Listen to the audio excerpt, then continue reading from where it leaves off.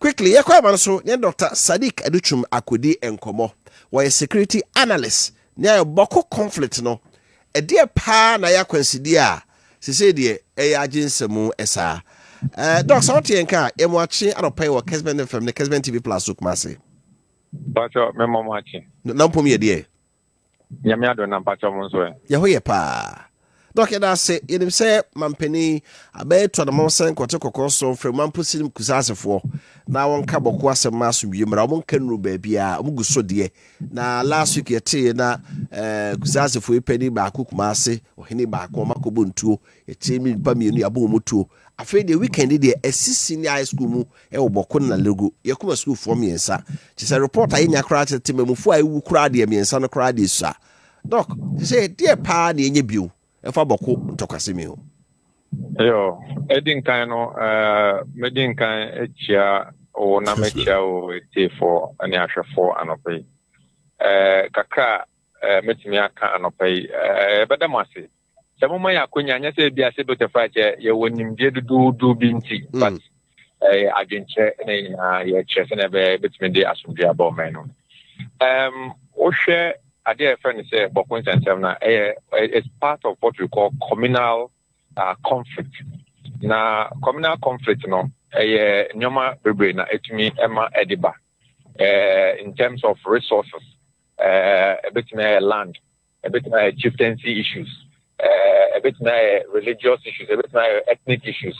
Oshe Bawku na taking a dimension of religious, political and chieftaincy with ethnicity imbibed in the whole conflict. It's very complex. Very complex because also Bawku now the other ones are also taking their own form. Now, say all the approaches are one say will be a friend say peace building and they will peacemaking. Difference is peace building approaches the idea friend say anobabae and your man do one if you say and no ube no na idea friend say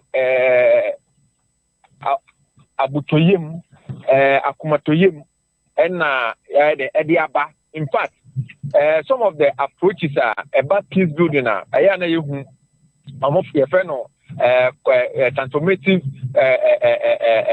approach.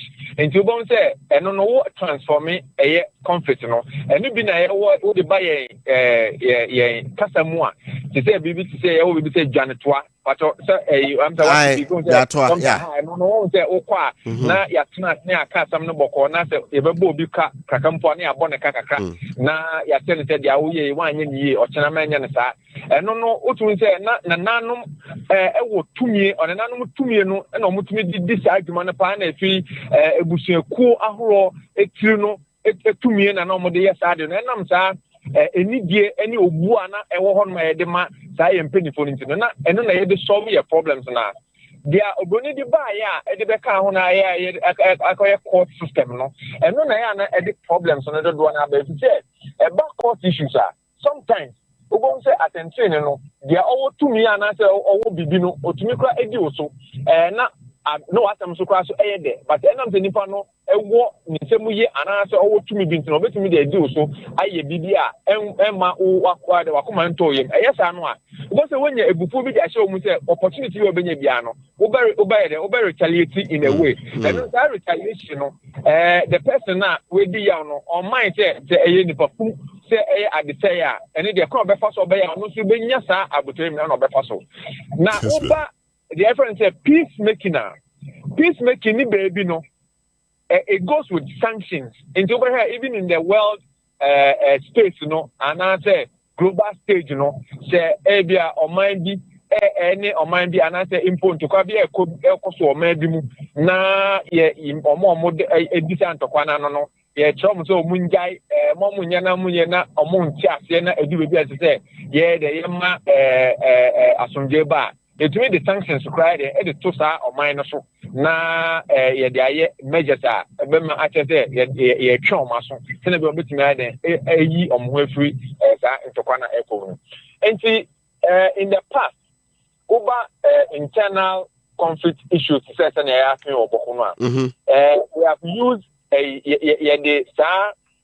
peacemaking approaches, very immediate one to say curfews ne ehon keka no yedi bebre gu akwemu e na yedi gu akwenu no na efie use ade friend peace building strategies no into bon say ya pow ni poko bi a omoye etitire na ya somo mo se mo ne afenu nyina nkokasa ebi wo no obehu omo ebi mu so hu omo National Peace Council yes adwuma no pa de bia me National Peace Council about there the institution is any one mo anka me donya me say enyomo ne bebre anka bi ti o man mu no anka be gi yensem but enya madwuma so omo ye ene ekukudam ne etutire omo di sa ekuo no nim nti no abiri nya no mutumi ene ampenfo nkofo kasa e mo ye de mutumi edide adwuma no bebre ano enti ye ne sa no na efi no cases na ade na wona ama aban no so ne intelligence ne ade na for me na nya gada information na mo ade ba kwa think e failure na intelligence no sometimes and I think then one of the issue into unim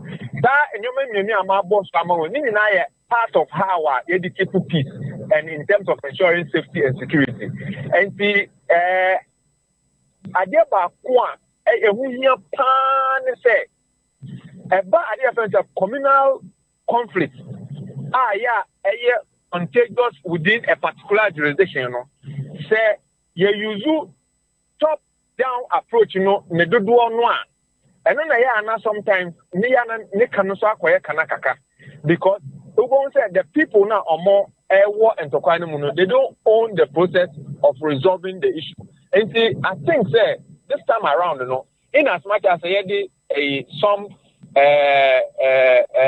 immediate sanctional and I say that direct peacemaking approaches maybe edugo akwemse na be ebetumi ama movement na there adudu ana yetumi asonema bia no I would say yemfa bottom up approach enye boko conflict no share we should allow the people to own the process.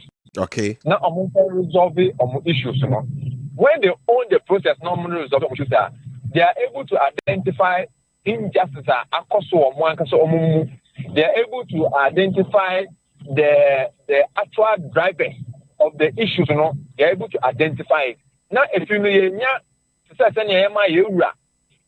and so edi mu akotene that process yewura ekoso edi. But as I say, bottom up approach, the people themselves should be much more involved.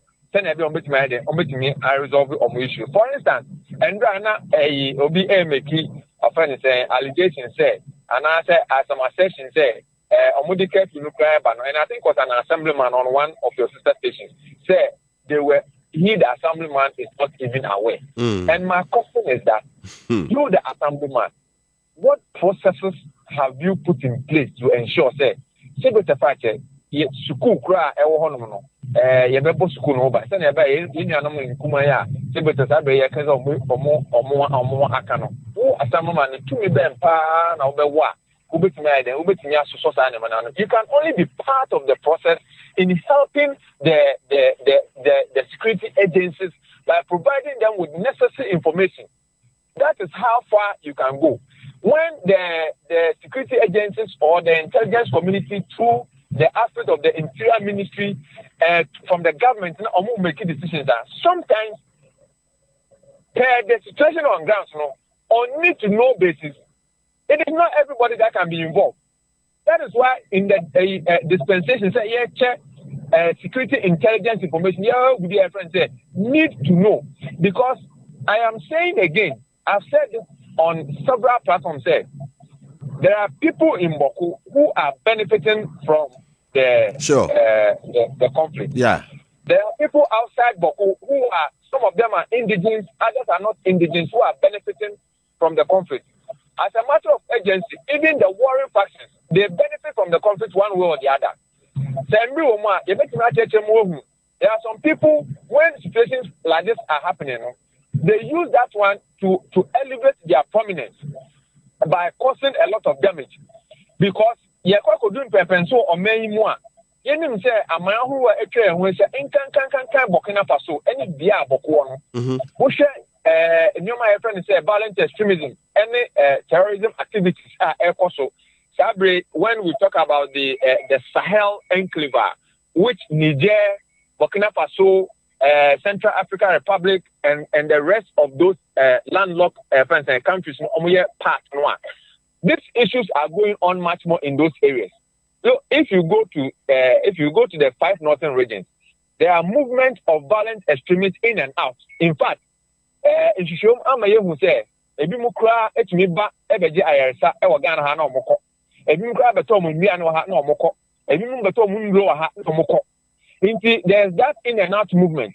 Inti anu na ama aban biara abaso ena mekaisa na na do aban eye ebo ne hu mbodin biara se ne ebe ya containing issues. We use the first approach of the national framework for preventing violent extremism, for preventing conflict, which is the preventive approach.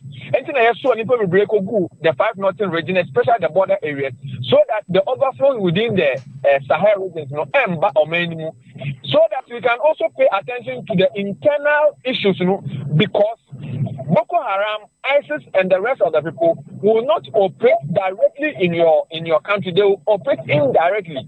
So when activities of such nature are personal, fertile ground to those moving and coming out, they find affiliations of sponsoring people, and then retooling and resourcing them to be able to create much more of the chaos. Say ya buy say there peace friend say peacemaking bio.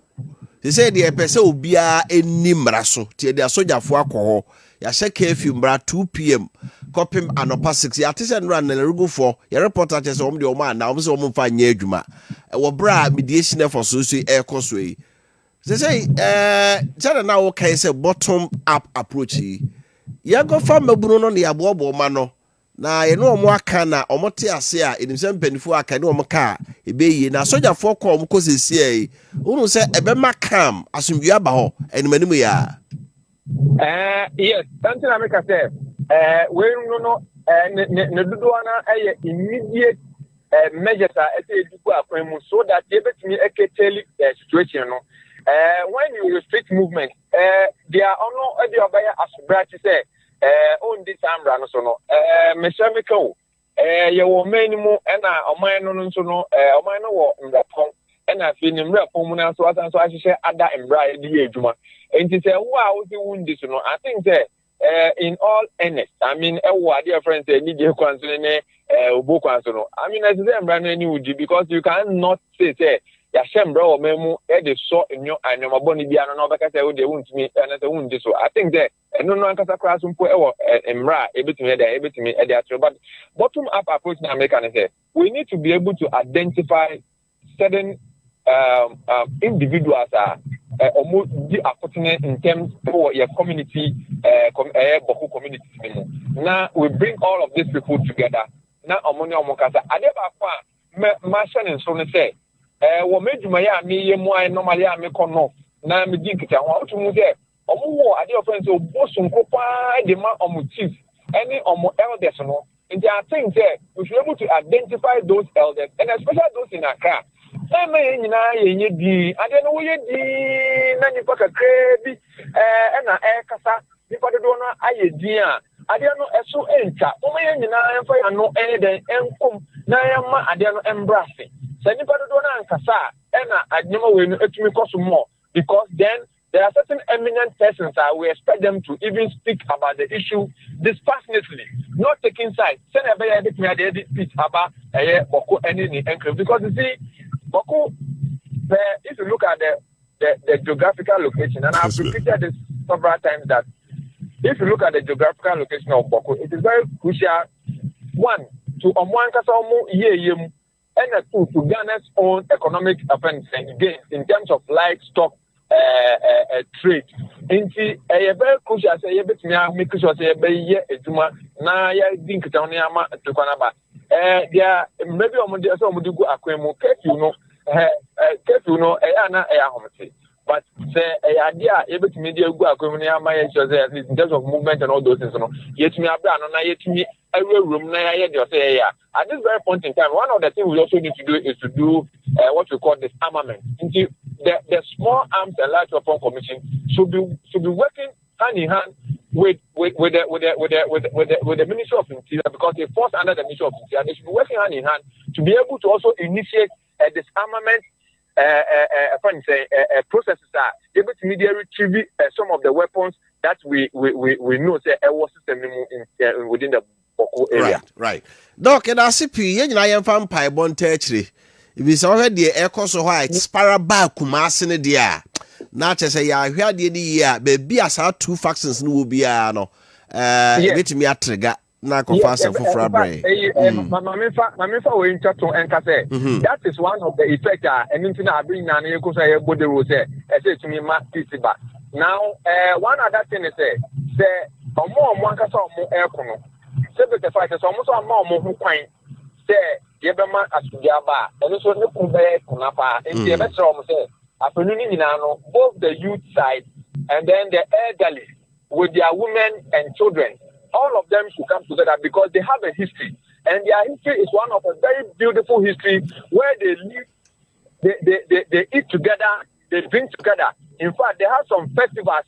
During those festivals, it is so symbolic of how they were so united and they lived among themselves so very well. So let's revisit the old days and bring back that peace that we all need in Bawku. Thank you very much. Yeah, that's it. Dr. Sadiq Adutwum, where security analyst or no, and watches the alternative solution to the problem. Quite a fast one. The only pen for no contrastica, number Buno was and Oman to Moasia, and you just starting the bottom up approach. Now you hear quite a bit in your first Cassimi. I said, well, I can say, and far one can be a Siwuk Massey. It's a FOB. I don't know. Right, just about.